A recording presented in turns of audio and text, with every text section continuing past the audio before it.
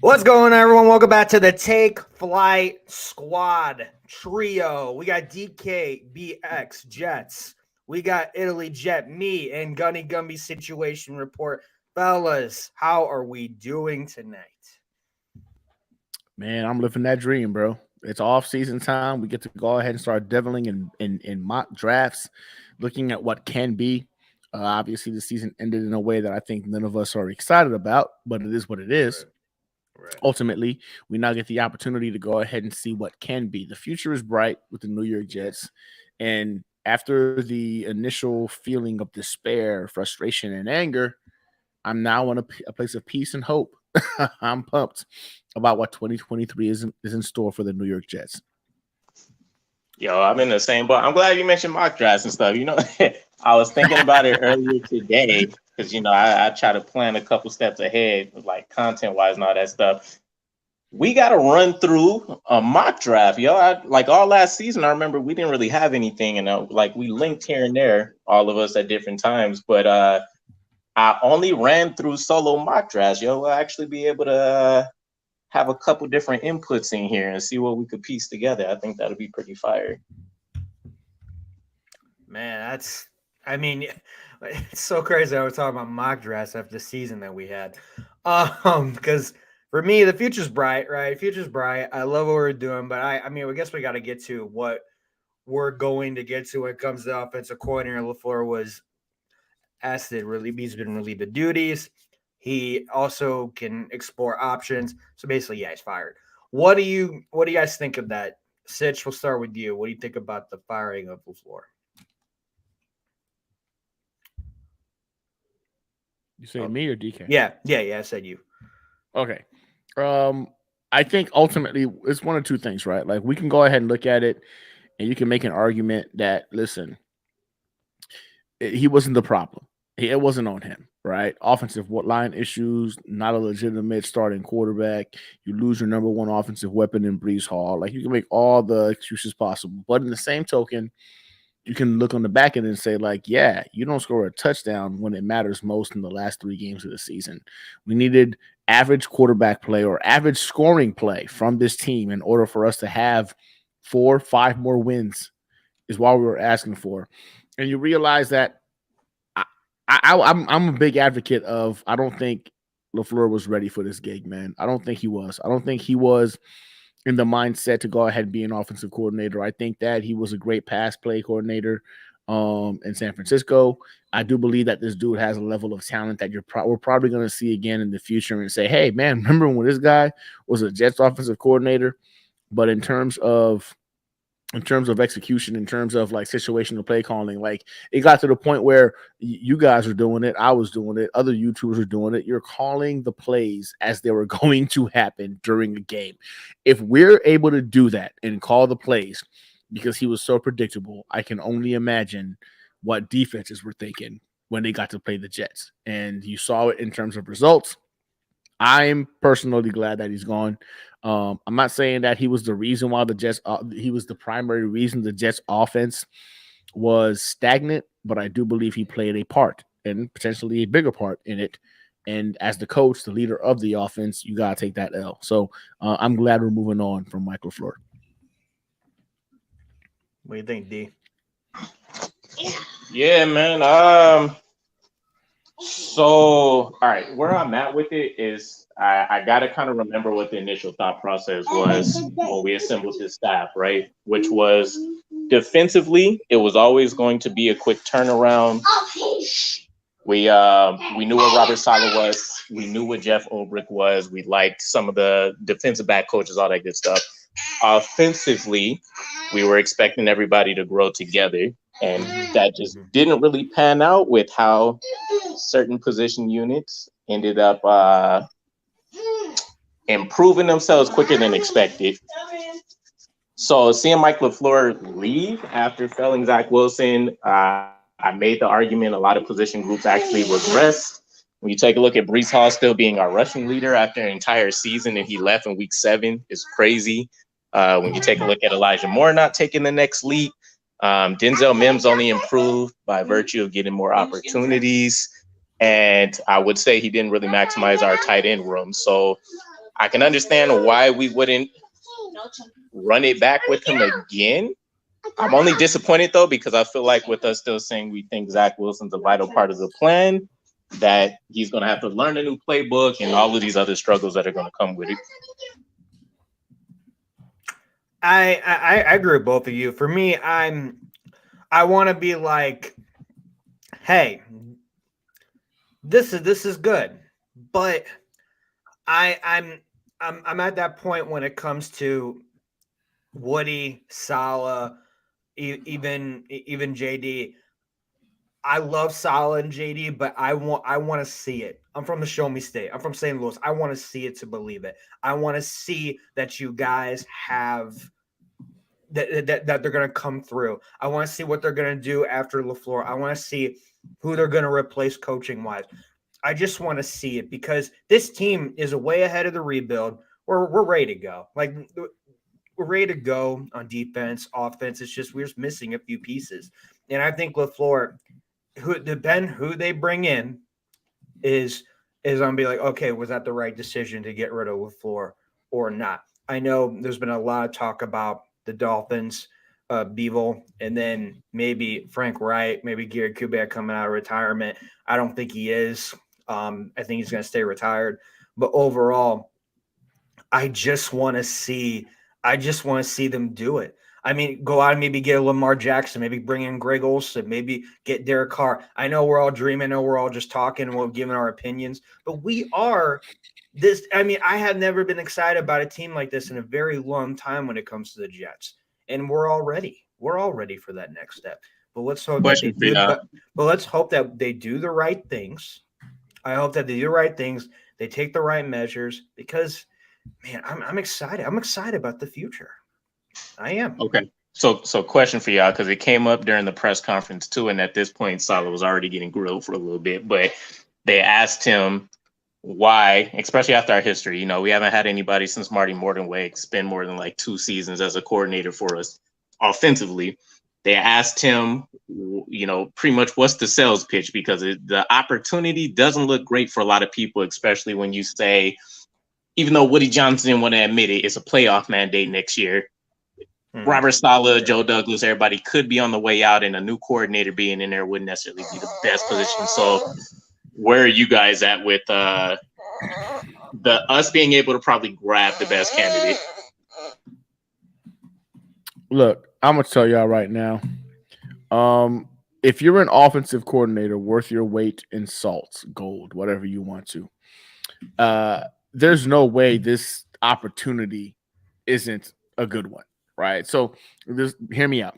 Everybody that's saying like, hey, this isn't a good position for an offensive coordinator to go to because, the Jets might not have this same offensive staff next year.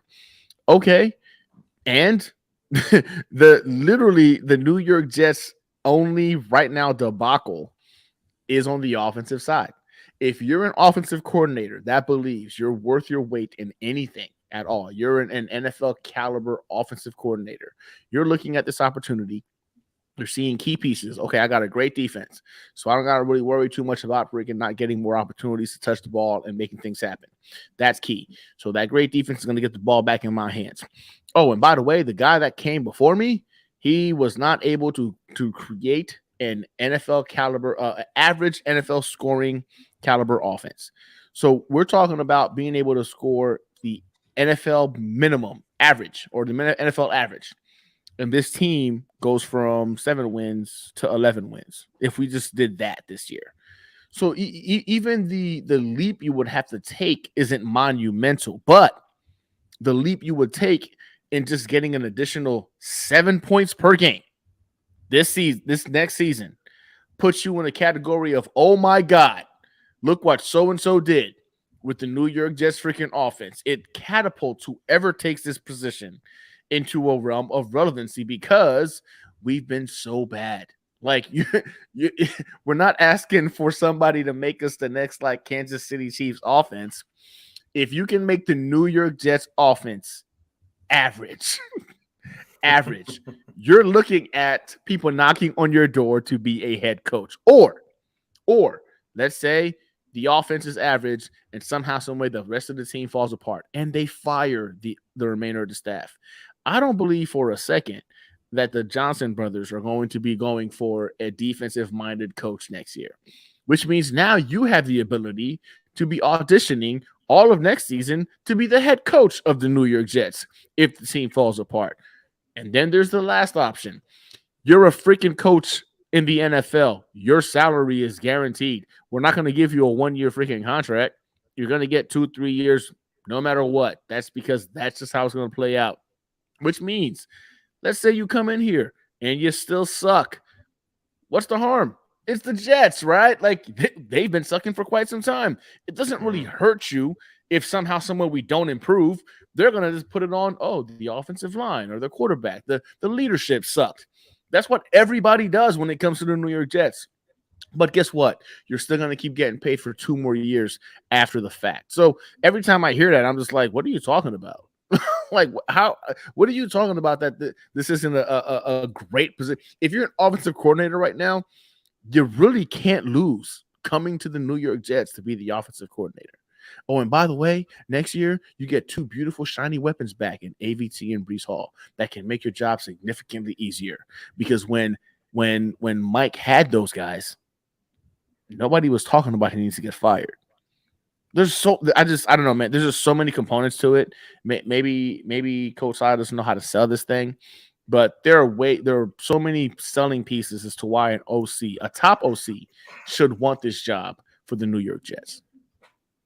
I think there's only one reason why it's not a good selling point. Just one is there's no quarterback. There's not a quarterback. That's the only thing for me, because you can replace coaches.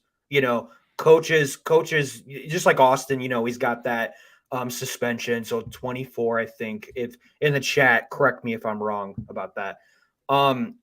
And then you replace the O-line coach, and then there's another coach on the D as well. But I think the only reason why I think for a year, because you don't know if Saleh and JD can get this done this year. I mean, I think we all believe that they can, but sometimes when coaches come in, they want to know what it's like going to be next year, year after. They might only be in here for 1 year. If this year doesn't have the expectations of what we all think this team can be, right? So maybe that's probably one of the reasons why for me. I don't think it's a hard selling point. When you walk into your first offensive coordinator role, for most people, they have a huge project on their hands, right? And we're talking about immediate needs everywhere. Quarterback, you don't have even a number 2 running back on the roster. Your leading wide receiver left. Everybody else has caught, 40 balls or less. Offensive line is atrocious, etc. And it's not the same setup. In fact, I would say we have more synergy in our team currently, and we just need somebody to lead and develop those pieces and get the offense clicking, then any coordinator is going to go out there and find in any other role. I'd argue anybody to tell me a better offensive coordinator position open right now when you consider your offense doesn't need to be a league leader in points. You got a top 5 defense on the other side. You have a monster in Breece Hall. Granted, if he returns and doesn't perform elite, it doesn't matter. You have a solid Michael Carter behind him. You have Bam Knight, who looked like a beast for stretches of time. You're going to have a team that's going to make significant investments in an offensive line they want to turn around. They're going to make significant investments in the quarterback to make sure, which, by the way, they both confirmed essentially. The offensive coordinator is essentially going to be able to handpick his quarterback coach and his quarterback. Mm-hmm. Everything's lined up the way that you're going to want it to be. So you're literally able to go out there and play the artist role and create the offense that you exactly want, because Robert Saleh doesn't even care about continuing the West Coast scheme. Nope. You get to come and play mixed mastermind all you want. And then you, on top of that, you have the defense that's going to go out there and find turnovers for you, force the ball. We're talking about a team that kept a lot of opponents for most of the first half. And when we played a complete game for full quarters, less than 17 points. less than 10 points on most occasions. I don't know a better opportunity for a lot of these people, and that's exactly the way that I would sell it. And we haven't even talked about draft, free agency players that we're bringing in, and different things like that. So I think there's a lot of opportunity. And as Gunny mentioned, you take off with the Jets team, because that's just the allure of the New York market. You do anything that puts us anywhere close to the level of elite category or even average, or even anything good that average, success, bro. Right. It's somebody's pouring, it's like Salt Bay out there, and we just sprinkle a little bit of success out there, and people. Yeah, then you're gonna be banned at the World Cup next year. Got it. Yeah, you get to host the BET Awards, the ESPYs. You're living your life in gold, man. So okay, so talking just with Tigo, he and I, that's my boy, right? We talk on a regular, and he states, I see you talking just. He states that selling the Jets OC job this offseason is going to be a hard sell. It's not a dream destination for anyone, in my opinion. Why? You've got the young talent. The offensive line was brutally dismantled through injuries this offseason. So we didn't even have an offensive line. And when, by the way, that half-ass offensive line was still a top 20 unit in the NFL somehow. The only component, like Gino just said, the quarterback position was the culprit of a lot of failure this year. If you watch the All-22 team, you see guys like Elijah Moore, Garrett Wilson getting open at will. And it also, to add to that, the tight end room has CJ Uzomah, Tyler Conklin. I refuse to believe that Tyler Conklin went from being one of the surest hands in the NFL the year before to being just a bum year 2, right? I'm not sure if it was a scheme. I'm not sure if it was a quarterback, but that is not the Tyler Conklin we were expecting to be getting. CJ Uzomah, proven vet in the game. The offensive line is going to get better. AVT comes back. I'm not saying we got to depend on Mekhi Becton, because there's no way in a million years I would say, hey, Mekhi Becton is going to be our – no. But there's a chance that he can play a full season. If he's a swing tackle or a right tackle, whatever the case might be, Max Mitchell balled out in the short time frame we saw him. Hopefully the blood clot situation is resolved and handled and we get him back. A lot of ifs. I get that. But you're talking about you just need to be an average offensive coordinator. Average. The New York Jets gave up 19.7 points per game this season. The NFL average team scores 23 points per game. 22 points per game. We're talking about the 3 touchdowns and the field goal. Like we weren't doing that. We weren't doing the average. There's no way the quarterback room stays as is. That's just not going to happen. Like that's just not. Dom C is another guy that I love his opinion, man. He says the problem is you got no QB and the rest of a coaching staff that have very warm seat right now. Yeah, Dom, but I'm sorry, guys. There's been some passionate back and forth about this. But Dom, I get your point. I 100% do. After hearing Woody Johnson's press conference today, I know for a fact now they're going to go heavy for one of these quarterbacks. Aaron Rodgers, Lamar Jackson, Derek Carr. They're going heavy for one of those guys. There's no ifs, ands, or buts. Right? Now, let's just say they don't get one of those guys. I still think Jacoby Brissett, Gardner Minshew would be better than what we had at quarterback this past year. And we're not asking for the franchise guy. We're asking for a NFL caliber starting quarterback. You can be 32 of 32, and that would be better than what we had to deal with in 2022. That's how bad the quarterback play was. And that's where I look at it, and I'm like, if I'm an offensive coordinator and I believe that I'm the shit, I belong to be an NFL coach, like I'm that competitive and I'm that alpha, I believe wholeheartedly, like I can go in there and freaking be average. I can get this team to be an average offense in the NFL, because that's all they're asking right now is just be average. Just be average. Let this elite defense do its thing. Here's a shiny new toy coming back to you next year in Breece Hall, who would have been Offensive Rookie of the Year. But it's cool. The second option in Offensive Rookie of the Year, and Garrett Wilson is on the team. He's healthy. Like there's just too many shiny pieces right now for me. If I believe that I'm an alpha type personality and I'm a coach worthy of being in the NFL, and I look at the Jet situation and I don't think, yeah, yeah, I can get these guys to be at least average. You know what I'm saying? Like, it's just hard for me to fathom when looking at this roster that I can't think that. Like, we're not asking you to be the Chiefs or be really the Chiefs. Like, they're the only anomaly really in terms of just like out of reach. Just be average. Just get a quarterback and some plays that get the ball into your playmakers' hands. Let them do the rest, and that's what we're looking for in an OC.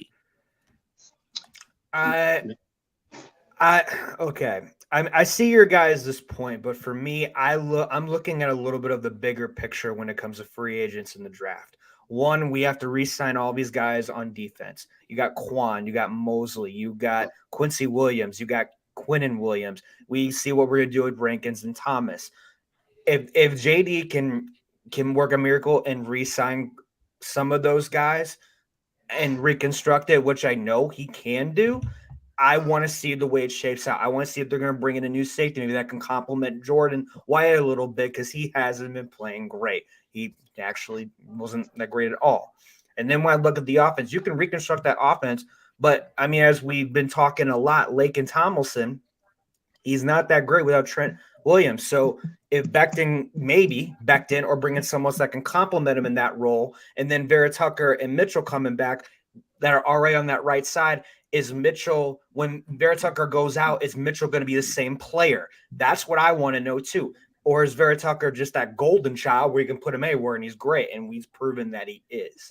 I want to see more of everything, what they bring in, what they're going to do with the offensive coordinator, and then we'll see what happens. Because this team has a lot of stuff that we have to fix, but we're still on the right track. I'm still happy about the future. And even Davis, what are you going to do with Corey Davis? So they're going to bring in another good wide receiver. I think that's a need too.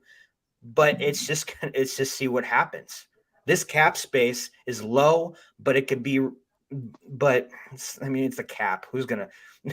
Everyone goes over the cap all the time, right? So I just want to see what happens. Yeah, you know what? So when I was going through my collective memory of all the shenanigans from this year, because there's always going to be shenanigans. It's New York. It is what it is. Yeah. So the Jets, it happens. Something struck me in that I think, obviously, the defensive staff, it feels, you see the results on the field that they have it together. There's harmony there. Everybody knows how to self-identify the issues, and then we were either able to get them corrected or we got them masked to the best of our ability, because we're still working with the linebacker core that, outside of a young guy like Sherwood or maybe Nasruddin, doesn't necessarily have all of the agility. We're talking maybe Quan realistically, but we don't really have strong coverage linebackers. We have some young athletic guys that we're still trying to mold up, right? So there's like stuff like that going on with the defense. When you take a look at the offense, I felt it was very much so different, and there was a lot of distractions and things that I think were maybe Salah, whoever you want to pin it on. They did a good job of kind of disguising that, or people just didn't really key in on it. I think of John Benton, who's no longer with us, our O-line coach, run game coordinator. He had his DUI in the preseason. I thought anyways, that was going to impact the regular season and he was going to miss some games. We had to figure that out. None of that ever happened, but you're talking about a guy, and whenever I hear DUIs, I'm automatically going to assume there's some issues there. Personally, mentally, whatever it is, you got some drama that's going on, and now you let that bleed into the work life. He did. Then we have the shenanigans with wide receiver coach Miles Austin, no longer with us. You're out here running through gambling, and it wasn't anything crazy, right? From what I recall, he was just doing bets on nothing related to the NFL. And I'm sure it wasn't taking up a million hours of his time, but you never know. I knew some betting savants, and that's like all they did: research numbers, put together plans, and then they're shooting out parlays. But there was a lot of distractions over the course of the year, and you're still talking about a young staff. Miles Austin, only a couple years in his position, figuring it out. LaFleur, new to the offensive coordinator position, not really tackling any of the specific duties he was covering with the 49ers, or when he was with the Browns or the Falcons, different things like that. So again, we talked about Greg now, critical that was, but we didn't really, outside of Salah, who doesn't have an expertise on that side, there was no There was nobody over there really for the accountability side of things, which is why I think it struck such a chord when we saw that Garrett Wilson press conference post game after I think it was the Patriots loss, where he's saying this shit's not acceptable, all of that kind of stuff. Is really the first time that, and it had to come from a player, unfortunately, where we've had a level of accountability for how we're going out there and doing things. And he called out a lot of stuff, practice habits, us not being on our P's and Q's, you know, people not studying game film the way they need to, et cetera, et cetera. So I really do, granted, I wanted Mike LaFleur back just for the consistency, but that's whatever, it's a moot point. I really do think this coaching staff didn't have the proper guidance that they needed. It wasn't going to be a team that could self-identify and do all the things that we've seen from the defensive staff, and it ended up just kind of spoiling any chance of success that we were going to have this season. And so I'm glad that once Mike LaFleur ended up leaving, we kind of ended up cleaning house there, where we did let John Benton go because the scheme isn't going to matter, as Salah pointed out. We did let Miles Austin go. We know we love Ron Middleton as tight ends coach, and some of the other assistants and stuff that we bring in, they'll develop. I do think it's still weird that they kept Rob Calabrese, from what I understand, but whatever. But I think people are focusing too much on this whole quarterback situation. It's a lot more to this puzzle that we need to figure out outside of just the quarterback. And there's a million examples across the last 5 years alone of quarterbacks that have been successful out here that haven't had half of the weapons that we currently have, and they fielded successful teams, playoff teams, fringe playoff teams, whatever you want to call it. But Gunny's been hitting it on the head the whole time. We realistically only needed 1 or 2 more wins the way the season broke out for us to even make the playoffs, and we should have won at least 5 more if we had anything close to average, subpar, the 30th QBR ranked quarterback in the NFL. I think we would have gotten there. So it's a tough break, but I think it was necessary. So who would you go with? Offensive coordinator, QB. I know in the chat they keep saying about Olsen and Carr. That's cool, but I still would like a Lamar Jackson too. But I like Carr too. I like Carr too. Can't get with Lamar. Lamar's, if anything, like this coaching staff should be extremely scared of anybody that has durability concerns right now. It's not what we need. we need none of those problems. I didn't even say nothing. yeah, but you're just doing this. I was just getting my mic right so I can comment. Yeah, he needed to make sure he put on the what you call it, anti-fire retardant. Yeah, no, I'm not a fan. I'm still like trying to read up on all of the coordinators and stuff because it's been at least like 12 or 15 names I've seen thrown out there right now. I do know Bevel off the top of my head was a name I liked, and then there was another one that's currently I want to say he's with the Texans right now. I just don't remember his name. But yeah, there's a couple guys I like, but I still actually need to check into that. I'll say this, man. Like my dream scenario would be for us to get Frank Reich into the house. See, that's my number one guy. That's what I would. That's my number one OC, man. I would love to see him in there. And I know there's some individuals who feel like, yeah, you're gambling a lot when it comes to that in terms of like proven track record. But I don't know, man. I love what he did as an OC and as a head coach. I understand it was a little bit too much for him to juggle, but I would love to see him in house. But the Lamar situation, I'm not gonna lie to you. I think Aaron Rodgers and Lamar Jackson immediately make this team Super Bowl contenders. And I know a lot of people are concerned about Lamar Jackson's, health, but it's the NFL, man. Like the majority of these guys don't make it through a whole season healthy. Let's not also forget the fact that Lamar Jackson is the entirety of the offense of the Ravens. Yeah. Like, look at this team without him. Well, they've scored no points. Their defense have stepped up. That's why they're in the playoffs. No offense, bro. No number one receiver. Hell, I wouldn't even see he has really a number 2 wide receiver. Mark Andrews and Lamar Jackson is the entirety of the offense, right? And I think that's where I look at our roster and I'm like, now we can offer him some more help than that, right? His ability to go ahead and escape the pocket and run and just it's next level. It's freakish. But we don't need him to be, hey, listen, you're gonna have to run, you know what I'm saying, like this many times a game in order for us to have a chance. Nah, bro. Get the ball into Garrett Wilson's hands. Get the ball into Breece Hall's hands. Like there's weapons on our team that I believe he could utilize to extend his longevity in the league. Now, I also don't like his price tag. I don't like how much it would cost to bring Lamar Jackson, because we're not just talking about the 45 to 50 million a year that would cost. We're also talking about, you know, several firsts, a couple of seconds, you know what I'm saying, if not more.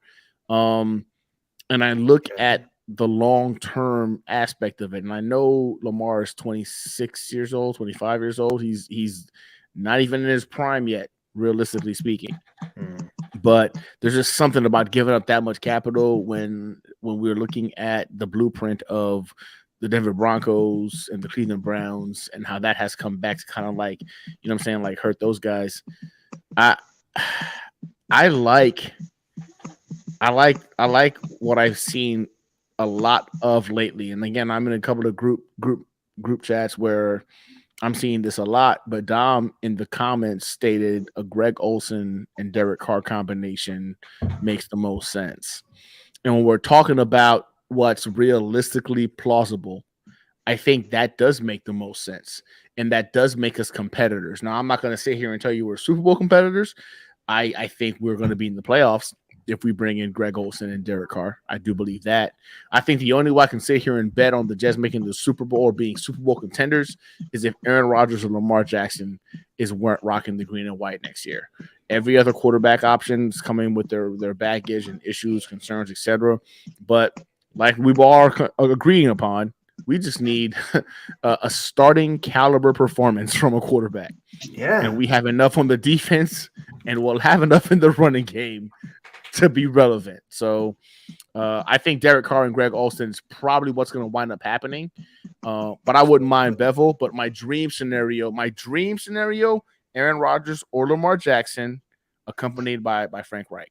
That would be my dream scenario. And that's the thing for me.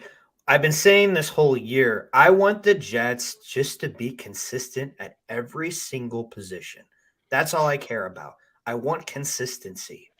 Injuries are going to happen. Suspensions are going to happen. As we saw with Hamlin, life is too short. That stuff's going to happen too. But and I'm glad he's doing better. Shout out to Hamlin and everything that he's going through, man. I'm super happy that first responders got there and everything. Shout out. Yeah. But I just want consistency. That's all I want. Every single percent consistency, because we haven't had a good quarterback in a very long time. I want consistency there. If we could do everything right this year with that and get like a Lamar or get a Carr, the Olsen, Frank Wright, those are my dream scenarios. I think this can be a playoff. This can be a playoff Super Bowl team because of the people that we got to re-sign to on defense. If we can get those right, address some stuff in the draft as well, this is a playoff and Super Bowl team, in my opinion. We just got to fix some things, 5 to 6 things. I don't want them to go the route. So I'm not a big Lamar fan, for one. Like people probably fight me on this. I haven't seen him develop as this crazy, consistent, above average passer when he did have weapons like Marquise Wood, when he did have, God damn it, I should not be forgetting his name. When he did have his backfield duo, though. Hollywood Brown? No. That was his boy, though. He was pissed when he got traded. He was really pissed when he got traded. But it didn't matter. Lamar Jackson has never done well targeting his wide receivers. He's done well attacking the middle of the field. His tight ends have always been great, and his slot receivers have generally done very well. Him having somebody like a Marquise Brown on the outside hasn't necessarily gone in his favor in terms of elite production. So I don't necessarily see that changing. And even with the offense that Greg Roman built around them, when they did have the 3-headed rushing attack, I'm thinking of Mark Ingram. I can't remember the other guy, but they still relied pretty heavily on Lamar Jackson's legs. And I think he's kind of going in a route almost of like an RG3, and not saying like a significant injury, but he's kind of already ran his body into the ground. And I don't know if he's developed his passing abilities to the level where he'll be able to use that to get them more so out of a jam than having to go out there and create magic. But that's all up for debate. It's whatever. But along with the price tag, that's going to hamstring a lot of stuff that we want to do. There's going to have to be a balance between us targeting, because I'm pretty sure we'll still have to hit the free agency well for at least one starter. We still need to have a balance of quarterback, offensive line. We still need to set aside probably like $8 million, I think, for the draft, whatever that ends up being. But quarterback, offensive line, the draft that we bring in, we're still probably going to have to replace or make some kind of investment in the wide receiver room. And then there's a whole litany of stuff that we need to figure out with Quinnen's contract. If we want to bring Quan back and try to cut CJ, there's a lot of stuff that's going to go over there. And I think a lot of people are like throwing the money stuff out of the window, and they just want to hear that we got a solid quarterback. And we've went that route before. We paid for quarterbacks and we paid dearly for it. And it hasn't worked out because then we couldn't build out the rest of the team. So I don't want to say just find somebody that's serviceable, but find somebody, because the name of the offseason is consistency. Find somebody that your offensive coordinator feels 100% confident about. This is the type of performance, let's say 185 yards, 2 touchdowns every game. This is what I know I can get out of this kid with the weapons that we have around him. And anybody last year would say that the defense would have thrived with that. Consistent first downs. We're actually contributing to the score that ends up, popping up. And that'll end up being the name of the game. I don't think we need anything crazy. I think Robert Saleh really ends up going back to his Jacksonville roots and what they've seen with the Seahawks and trying to run the ball down everybody's throat. The next offensive coordinator is either going to have an extreme specialty in developing some quarterbacks, or they're going to have a strong presence in saying, I'm all about the ground game, and here's how I've developed it, and here's how that's helped our quarterbacks actually with only needing them to pass 15 to 25 times a game. Yeah. What do you think, Gunny? I don't know, man. I think ultimately, it's gonna be love-hate, right? Like, we need a quarterback. Can we all agree on that? We need a quarterback. Facts. I mean, so duh. I'm just kidding. Sorry. He's like, well, of course we're gonna agree with that. Tigo just, I don't know if y'all saw it, but talking just with Tigo just stated something that I didn't know about. That he said that Hollywood Brown requested that trade. I didn't know that. Yeah, but he said he wasn't a fan of that. It was like an Elijah Moore situation. He wasn't a fan of how the offense was being ran and like his utilization, and he wanted out. Okay, so then we don't know if it was because of Lamar, because Lamar was pissed. I know Lamar. No, because he tweeted it. That's what I'm saying. That he was pissed because he tweeted about it too, because he didn't want that to happen. Okay, it was a surprise to Lamar from what I heard, but yeah, it was kind of like an Elijah Moore situation.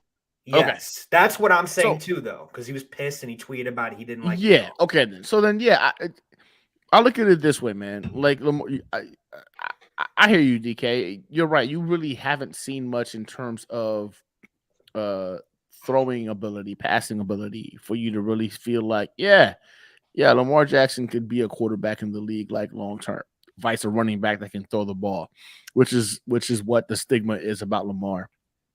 But we're talking about a dude that reminds us of the modern day Mike Vick. Like, I don't know how many of y'all remember Mike Vick. I remember watching Mike Vick. I consistently watch Mike Vick. Yeah, bro. There wasn't an answer for the guy. There wasn't. And you've seen that with Lamar.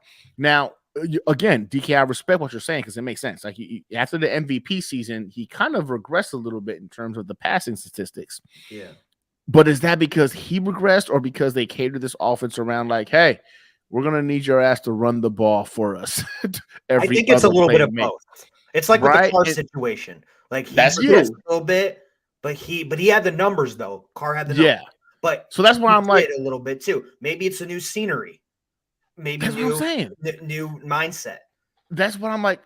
So Aaron Rodgers didn't have a good season this year, right? I think the majority of us can agree this was probably the worst season of his career. Yeah. How many of us are not going to want Aaron Rodgers to come on the Jets? Nah, hell nah. I'm good. He can stay with the cheeseheads. You don't want it. Y'all don't want Aaron Rodgers? I don't want that smoke. I don't want that smoke. No. So you see, this is what I'm saying. Like as Jets fans, we some spoiled individuals, right? Like we have had nothing but trash quarterback play since Chad Pennington, right?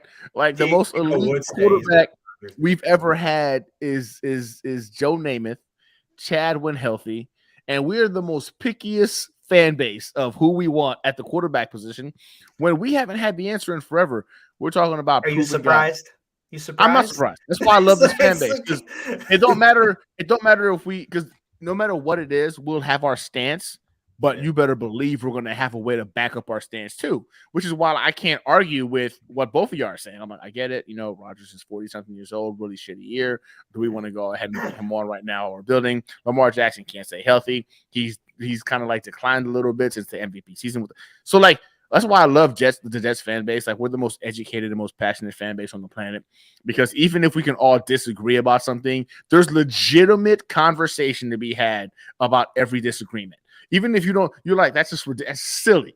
There's a legitimate reason why that Jets fan said, listen, this is why I feel this way. And I love that about our fan base. When it comes to the quarterback position, we don't fucking know what we're doing. We just don't. We don't know as an organization. And for me, bring me the guy who's done it somewhere else. Brett Favre, Ryan Fitzpatrick leads the Jets right now in touchdown passes, man. Like that's telling. Like it's bad. It's just so bad. It is. I'm willing to entertain all day. It's depressing. That's the word for it, bro. It is depressing because people are saying we need to draft a quarterback. I don't want to go near drafting a quarterback with a 10-foot pole. I don't want anything to do with it. No. We that does not work for us. So for me, if Aaron Rodgers is available, Lamar Jackson's available, I would love for us to pursue those guys. Only because, Lamar might not be able to throw, but you know what he can do really well? That boy can run. And like I said, we needed 7 more points average per game. And we're talking about, hey, we're in the playoffs. We're playing the Bills on Sunday. Or there's no. I don't even know. No, we wouldn't have been first in the AFC. That's not going to happen. But we'd be playing in the playoffs this Sunday, right? Whereas we're sitting here watching a limped, broke down freaking Dolphins going to slaughter against the Bills on Sunday. Like, I get it, man. Love y'all. I respect, and it's not just you guys. A lot of people in the chat are saying the same thing, man. For me, I want to win you know what? I would like to be in a Super Bowl in my lifetime. Yeah. Just give me that, man. Get us in a Super Bowl in my lifetime. Yes. Do I want us to win it? 100%. But I think at least getting a ticket to the Super Bowl can go ahead and diminish the fact that the stigma of being a basement dweller team or a poverty franchise or whatever you want to call it. And man, I don't know, man. Like I understand a lot of the concerns. But what are the better options? What are the better options available at that position than Aaron Rodgers, Derek Carr, Lamar Jackson? I'm kind of curious. Think about this: the longest playoff drought in all sports. 12 freaking seasons, bro. 12. I mean, it's just mind-boggling because I always think of the Cubs, right? Like I was thinking of the Cubs, and now it's like I was like, shit, my team's even worse than that. God, it hurts hey, so much. We, as my brothers in the UK would say, y'all chatting shit right now. Respectfully, y'all chatting. All right, so look. Okay, in my mind, guys. I would say Lamar, I'm not saying he's a bad passer or like he's subpar or anything in that nature. All I'm saying is I don't think his arm talent matches anything near what he can do with his legs. And we've seen how mobile quarterbacks, especially because Lamar is not a guy that likes to get down and try to protect himself often. We've seen how that story goes. So we're already talking about a guy that's missed 16 practices the last, 4 or 6 games, whatever the case is. There's durability concerns. That's whatever. I'm not going to beat that horse. But when I think like Aaron Rodgers and all these other dudes is for one, when we want to talk about like the history of the Jets, we have to remember every coaching staff had a story. For one, we never had a functional top to bottom front office to coaching staff. It's fallen off a little bit now because the offense was performing so poorly, but I understand, Gino, we talked about this a bit. I understood the thought process. We're bringing in these young guys, innovative. They have new ideas. They're just young at the positions. We'll hope everybody grows together. Yeah. Fine. Every other staff before then, it's been nonsense and shenanigans, right? Mike McCagnon trying to out Adam Gates and gets outplayed. Yeah, we got Rex Ryan and he's dealing with his GM drama and all this other stuff. So there's been story after story after story. Regardless of all of that, Aaron, like, I can understand the need for us to have either a guy that we consider like an elite quarterback or one that's established in understanding his job duties and being able to like galvanize an offense. Lamar Jackson can probably do that in terms of being elite for what he does. A mobile quarterback, you always will have to respect the pass just because he can force an extra guy or two to have to be covered in the box for his legs. That opens up a whole new avenue for what you can do. That's fine. From the Aaron Rodgers perspective, been there, done that, got a Super Bowl. He's been to playoffs. He's always, a comeback, heartthrob, all these things. But even him, he comes with attitude, personality issues. He runs his wide receivers into the ground if things aren't going according to plan. And that just does, like, New York mentality wise, it's just not going to fly over there. It's going to be a direct opposition to how Robert Saleh likes to operate, what he's built his coaching staff around, which a lot of people give him flack for that too. Everybody's stuck on this like 1950s style of football. I need to yell in a guy's face 24/7. He rather just educate you and, get things to work out that way. But it's whatever. I think whatever we do, we just need to make sure that it's a comfortable situation from all aspects that we can deal with. If Aaron Rodgers is the choice and they feel like they're willing to put up with the personality and the attitude because of what else is going to come along with, I'm all on board with it. I'm just trying to look at it from the standpoint of what's the most negative aspect of what's going to happen over the course of a season with these guys. With Lamar's durability for me, with Aaron Rodgers, it's a potential breaking of the locker room that's already kind of in shambles to a certain degree. And we're still talking about a huge youth movement. So there's a lot of bad impressions that can get put upon a team like ours right now if things go awry. I just talked about it. Our top 25 contracts, 40% of those are rookies. It's crazy. And we're talking about a couple of those guys that we can cut and that number balloons up. So I think for me, the conversation is always going to center back around to the offensive coordinator more than whoever we pick at quarterback at this moment in time, because that's going to be what the new mentality of the team is going to be. That's going to be what they try to end up instilling in us. And we already have a couple things. We were road warriors this season. We played strong games defensively. We had the swagger from Sauce Gardner, all that kind of stuff. DJ Reed being a huge acquisition for us. But offensively, we're missing that identity. And I want to get somebody that we can truly mold it around. Like Lamar Jackson, I don't know if any other team will be willing to do what Greg Roman did in terms of saying we're going to essentially rely 80% on the ground. And that's including Lamar Jackson having to rush like 15 to 18 times a game. Like, there's a lot of factors that are going to come into it. So it is what it is. It is what it is. I'm excited to see what happens, though, because there's so many names that are out there. And I'm glad that Robert Saleh and them didn't say that they were like sticking to certain things as wiping people off the list automatically. There was a weird one. I did catch a name, and I didn't think about this. I still don't think it'll really happen, but I'm curious. Somebody floated the name Eric Bieniemy, right, from the Chiefs. And I know it's a little bit of a lateral move, but technically it's not. So Bieniemy, the reason he hasn't necessarily, the alleged reason, he hasn't gotten an opportunity as a head coach is because he's worked with the quarterbacks, but he doesn't call plays.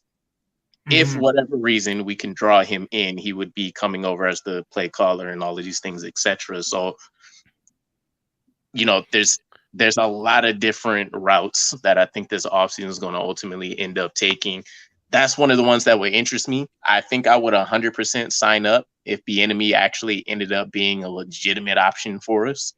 His track record, I'm looking for a guy that really has a quarterback track record. None of this experimental Rob Calabrese crap that we've been pulling off. Man, and I thought, and I usually say some interesting stuff. That was an interesting one tonight. That was interesting. That was a hot take right there, DK. Yeah, that's a hot take. I know I say some things, but that was no. I'm sorry, bro. Bieniemy, bro. I don't think so, dog. No, man. So, he's got a history with like. He's got a history with players, bro. Yeah, with Mahomes, especially. And there was I don't know if it was an article. No, it was actually freaking Tyreek Hill kind of put it all on spiel. Yeah. As to why like he hasn't gotten a freaking head coaching job. He doesn't. I remember seeing something like that. But what was the gist of it? So the gist of it was he doesn't interview well when it comes to actually getting in front of owners. He doesn't really know how to go ahead and talk ball. Yeah. 2, the majority of the offensive players don't look to him or talk to him, or he doesn't develop any of them. Like Andy Reid is the guy. Like Andy Reid is the head coach and the OC. Like Hill said that. It was somebody else who said it too. Was it LaShawn McCoy? No. I think it was LaShawn McCoy. Not only LaShawn McCoy, but the whole running back room as an issue with Aaron. I mean, there's not just like 2 or 3. There's a lot of people that it was a bunch of all on the offensive side of the ball, and I'm like, because I was a big fan of bringing him in as a head coach when he was being like. He did get interviewed with the Colts, but we'll see what happens with that. I don't want anything to do with Bieniemy because if players are talking about him like this. Right, like current and like what's crazy is current players who were asked questions about it were just like, well, he's on the team, you know what I'm saying? Like nobody like refuted what was said. That made me nervous. I'm like, I don't want anything to do with that. I don't want to touch him with a 10-foot. I got you. Yeah, I didn't peep none of that. I remember some of the stuff, but I never paid it. It'll be there attention. When you look it up. It'll be there. It'll be there, bro. If you just Google freaking Eric Bieniemy's freaking it don't even matter. It don't even matter. I'll go ahead and scratch them off my list of and put on my video. And then look at the chat though. These guys talking with Tigo and Dom. They know they shit, bro. Yeah. Bieniemy freaking had that issue with beating up a woman in college. Yeah. The DUI, bro. Like there's a plethora of issues with the guy that again I didn't know anything about. I just knew he came from the Andy Reid coaching tree, and I was like, hell yeah. Then I heard that I was like, yeah, cool. And then the players started coming out trying to be like, hey, there's a reason why he hasn't gotten a head coaching job, and this is why. So yeah, bro. Secretly, this is my take with Tyreek Hill. I think secretly he's never gonna admit this. I don't think, or maybe you never know. I think it's one of the reasons why he left. Just one of them. One of them. There's probably a lot of things, right? But I think that's one of them. Because I can see that being the case because we had our own guy who wanted to get out. He didn't get the ball enough too, though. And he also wanted to move close which to is home. Absolute bullshit. Yeah, I know. I keep looking at him like, okay, all right, I was like, you didn't get the ball. Sure. I'm like, you led the league in receptions. Dude. And targets. How much more did you want? Right. He had one of the best I want more. Right. He wants it all.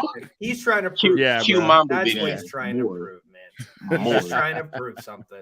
He thinks he can win a Super Bowl with Tua, and that happens, great. But you know what? Hey, taxes. Taxes. Yeah. All right, okay. Well, I'm glad y'all not some yes men and just let me run with that one, yo. Bro. Hey, we got you, bro. We've never been yes men. Never been yes. There's a lot of people that are, but we're never yes men. Nah. I know Tigo wants Matt Nagy. I don't know if that's a joke or not. No. I think he was saying like a better option would have been Matt Nagy. Oh, okay. I don't know if it's a joke. I don't know if it's like some inside if you want thing. Someone from the chief staff, go get Matt Nagy. Yeah. I'd rather him, and that's saying something. That's saying a lot. He's not saying he wants him, but if you want somebody from that staff, let's just settle with Matt Nagy. And that's tough. I wonder how that team over there would crumple then if something happened to Andy Reid. Oh, it would, bro. He is the GOAT. I will head say this: coaching. when you have a quarterback of the caliber of a Patrick Mahomes, you can hide a lot of deficiencies. Facts. But I do believe the combination of Mahomes and Andy Reid is what makes that train go, bro. Those like Andy Reid, I think he's. People talk about like, oh my God, freaking what's his name? Bill Belichick is the greatest coach of all. Nah, bro. If I had to pick a coach of my lifetime, that I saw Andy Reid with the Eagles. And now I'm seeing him do it with the freaking Chiefs, bro. Andy Reid is a GOAT, bro. Like that dude is next level. I think that's what we're looking at. That's the next Brady and Belichick combo for sure. Yeah, no, 100%. 100%. Now they might not get to that many Super Bowls. That's just probably never going to happen again. But in terms of the fear factor, like this is the team you don't want to play ever.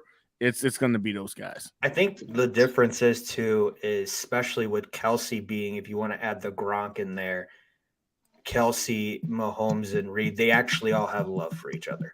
Like you could tell they all really love each other. And they have fun, bro. And I've seen behind the scenes with them too. Yeah. It's fun. It's fun looking at them. You don't see but I can't say the that with Gronk, Brady, and Belichick. I can't see that with them. The Patriot way doesn't involve fun, right? You get your fun when you ring a ring. These guys have fun playing the game, bro, and that's scary. That's when you got individuals taking pay cuts to go ahead and just get better and stick together and stuff like that. You didn't Kelsey see that. Did that a little bit this year. Yeah, Kelsey should be the highest paid tight end. He was just like, wait, timeout. How's that going to affect like everything else? Right. And he took a pay cut, like, he did, and everybody saw it. Oh yeah, I love it. I as much as I don't like the Chiefs, it's cool what they've built. It's cool. I respect the team building. Yeah. It's still annoying, but I like what they've built.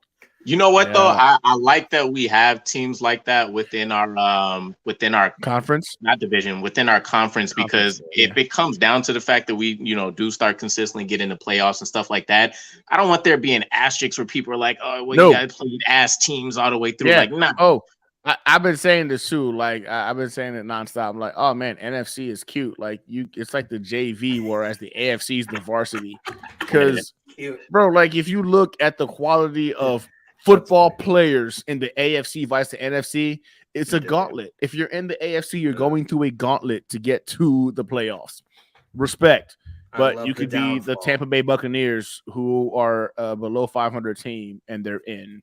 You know what I'm saying? Like, you can't sell me on the NFC being complicated when NFC East is potentially the most difficult division that the NFC has. And you can't argue. You can't even argue that the Jags are even better now. You can't argue the Giants are even better now. Even the Dolphins, even as banged up as they do, they still got weapons and they're in the playoffs still. Like, if you look at the NFC, I love what's happening in the Cowboys. Dak, I am so happy with that right now. They're losing on Sunday, bro. Dude, I hope so. Oh, my God. Knock on wood. Whatever the wood is in my area, man. Knock on wood. But, like, AFC, the Chargers, Raiders, Chiefs, Chargers, Raiders, Chiefs, Broncos, they should have been the best division. Should have been. But we're the best division because of all the stuff that's been what's been going on. But you even have the suckier teams in the AFC doing so much better than the NFC. I think the NFC is going to go down. I think it's going to be the AFC's turn. Oh yeah, it's gonna be a 49ers versus Bengals Super Bowl. Right. And I got my money on the Bengals. I think the Bengals are going to pull it out. Oh, really? Yeah, and I'm not going to say it's going to be a beatdown. Like the only there's like three teams in the NFC that terrify me: Eagles, freaking 49ers, obviously.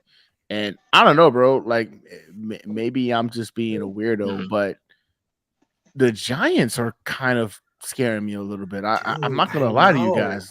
Yeah, they scare me a little bit because this was a team that was supposed to be rebuilding this year. We were all laughing at them like, "Oh hell yeah, they're out of the way." I like the playoffs. I hate it, but I hate it. I despise it. But because they're the New York team that's won Super Bowls, so it's Now here we are, afraid of our neighbors. Buffalo's on a time clock.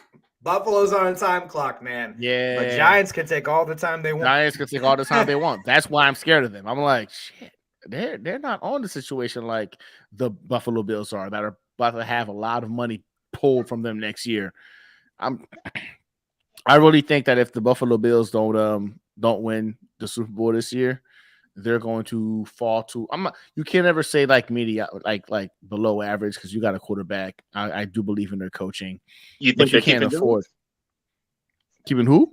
You think they're keeping Jones? This is contract year. Oh, Daniel Jones? Yeah. I think they are. I think they're going to franchise tag him. If I'm being honest. Look, when we talk the draft, it's a very weird one because there's not a lot of teams in the top 12 that even really need a quarterback. Facts. So it's a little bit easier, I would say, to jump up there and try to like grab somebody. Yeah, but if it falls down to the Giants, just like what they did with the Patriots when they got their quarterback, then you never know, right? Because if it falls just like what happened with that, maybe. I doubt it. But yeah, you know what I mean. I think Daniel Jones is getting that franchise tag, bro. I don't think he's franchise tag. I think it's as weird as it is. I think Saquon Barkley is gone before Daniel Jones is next year. Actually, you know what? I'm not surprised. I take that back. I got a feeling, bro. I think that Saquon will most likely be gone next year, and Jones gets the franchise tag. Because again, they've only got this last year to look at him. Positional value, yo. Saquon built himself up, but you always go quarterback over running back when it makes sense. 100%. True. 100%. Wow. Tigo's talking Mitch Trubisky, I think. If what? Jones walks. Is that what he's saying? Mitch Trubisky, right? Or where? am I wrong? The bottom. Get Mitch, the backup in Buffalo with the ball. Nah, that's not true. Oh, yeah. When Mitch went over there and sat for a year. Yeah. That's what. No, Mitch I know Trubisky? that. Yeah, he was the backup. Yeah. He was the backup for Allen. Yeah. Then he went to the Steelers. Yep. Remember they hyped him up because they were. Yeah, they hyped him up, and that's why Steelers took him. He kind of rebuilt his value after sitting. Everybody liked the Dable connection with him, and then they were like, all right. So he could be that guy. So when they drafted that pick guy, then he would come in if he messes up. Trubisky. Come in if Trubisky messes up. It'll be interesting. This is going to be like a soap opera offseason. It's going to be really interesting. I love it. I'm not going to lie to you. You can't make this shit up, guys. You can't make this shit up. Hey, look. For us content creators, you can't make this content creators, y'all about to have a lot of good opportunities. Oh my God. I was so fucking mad. I can't say I've been lazy the last 2 days. I've been cranking out videos, but I had this thought after I seen like a rumor with the Bears and that they were potentially willing to get rid of Justin Fields. And I was going to deep dive into a whole trade scenario thing. And I really still think a lot of people cover it, but then I started seeing articles and shit. And I was like, I probably could have capitalized. Irregardless, I still think it's an interesting move, though, that they might look to actually let up on Justin Fields and kind of reset.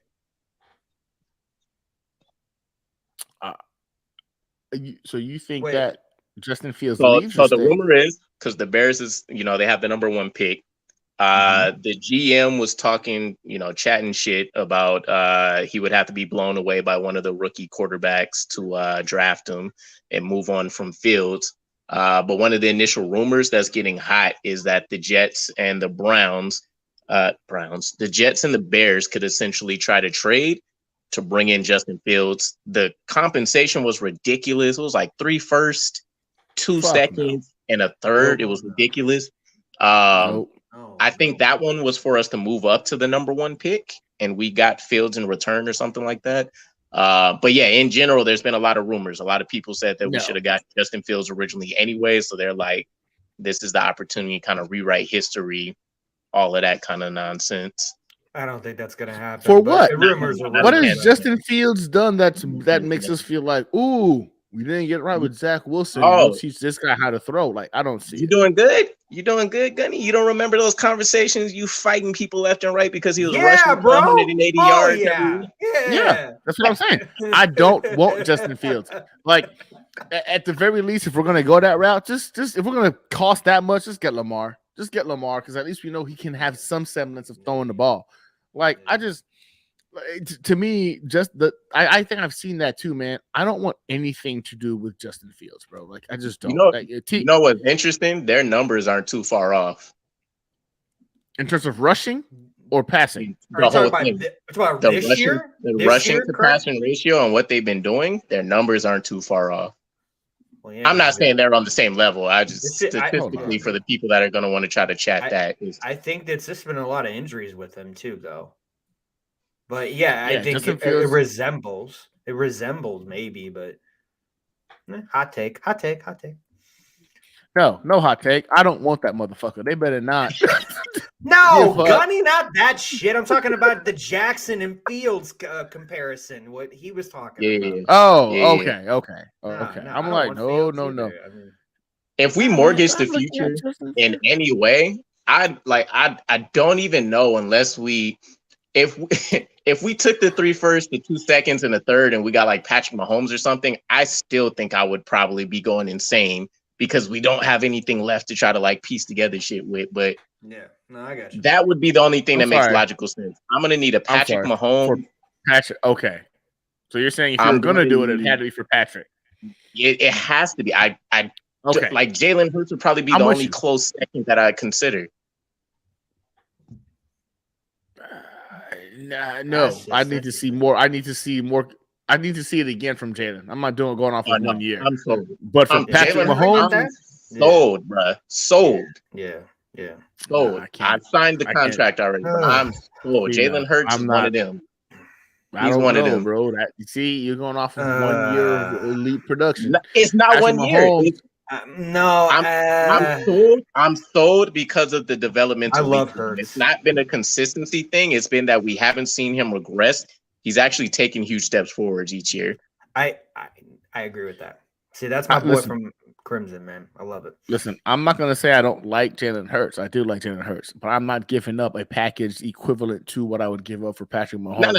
Oh, yeah. No. Yeah. Not a chance, but okay. I'm making sure we're on the same page. I'm just like, no. I get what you guys are saying, but Tigo's on some shit right now. I don't know what's going on with him. What did he say? What did he say? He's blowing up this like we're thinking that this is what we're thinking. It's not. I trade everything. All of them. No. See, yeah, and I'm with Tico on that. Like you're seeing this man perform with arguably the best roster in the NFL. Pause. And he's doing it. A bad thing. Since when is this a bad thing? Because we did the same shit with Zach Wilson and them, and it's not. It doesn't look the same. Since when is having? I don't care if a team had 3 number 1 wide receivers, 2 number 1 running backs, a tight end like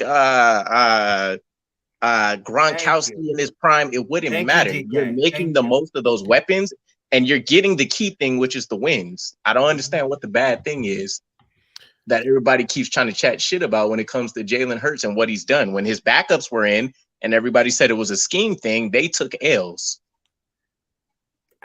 Yes, but what I'm saying is, we don't have the level of talent that he's accustomed to. See, we just talked about seeing what happened to Russell Wilson leaving. We just talked about what Deshaun Watson's doing in Cleveland. Like, the exception to the rule is still the exception to the rule, guys. Like, I think of Patrick Mahomes is like a plug and play kind of like video game character. Jalen Hurts, we've seen him 1 year perform at an elite level, and I get it. It's pretty. It's enjoyable to watch. I'm not saying that this guy isn't one of the top quarterbacks in the league. I'm just saying before I'm going to give up the farm for this kid, I want to at least see him do it for 2 years. You're right. He's progressed over the last 3 years. He has. But I would still like to see him do it for more than 1 year. I understand that, but I understand that, but I agree. I agree with both of you. I don't see the huge difference between what he's accomplished and necessary. Okay, I got to find a better way to reword this. Yeah, I'm sorry. I was going to wait to finish. Let you finish saying. Yeah, I got to find a better way to reword it. Let the man finish. So, Patrick Mahomes, everybody's Taylor Swift, I'm going to let you finish, but sorry. Patrick Mahomes would consider like the pinnacle of the NFL at quarterback, right? So he's him. Yep. He came in, he got his first year to rest, he got a game or 2 in. Second year, Super Bowl, and then every year since has been playoffs, championships. et cetera, et cetera. Jalen Hurts looks, in my opinion, to essentially be on the same trajectory. He's only going into his third year. First year, got to get in on some games. Second year, we've seen huge improvements. This year, we're seeing him absolutely take off. And people want to blame weapons or the scheme, whatever. You can't take that away from him. When he's been in, he's made the offense. We're talking about a team that could have sat him at the first half of games, essentially, by the time he got done putting in his work. And he essentially could have coasted the rest of the season. So I see him on essentially that same trajectory. This season, him being healthy, we'll see what happens with the playoffs and all that. He looks like the team to beat in the NFC, and he can be that powerhouse that's essentially the Chiefs version for the NFC. Maybe it'll take a year or two, like you're saying, Gunny, for that to be established. We see the consistency. We see how he's dominating teams year in and year out. But he's taking every leap, and I would probably say further beyond that than what you'd expect from any quarterback when they're trying to develop. Look, man, I might as well end this shit now. All right, guys, that's the Take Flight Squad. Nope. We're not doing this. We're not gonna listen. Patrick Mahomes has not had a season in where he has not thrown for 4,000 plus yards since starting in the NFL. Not one.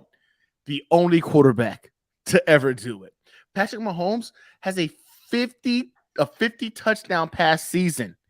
His second season in the league. And you would think, oh man, he surprised everybody. Like he finally came through and people just started slowing him down. Not the case. He then went on after that to go ahead and go for 30, 38, 37, 41 touchdown passes. And we're not talking about this man's rushing stats. I'm talking about purely doing the quarterback thing. Look.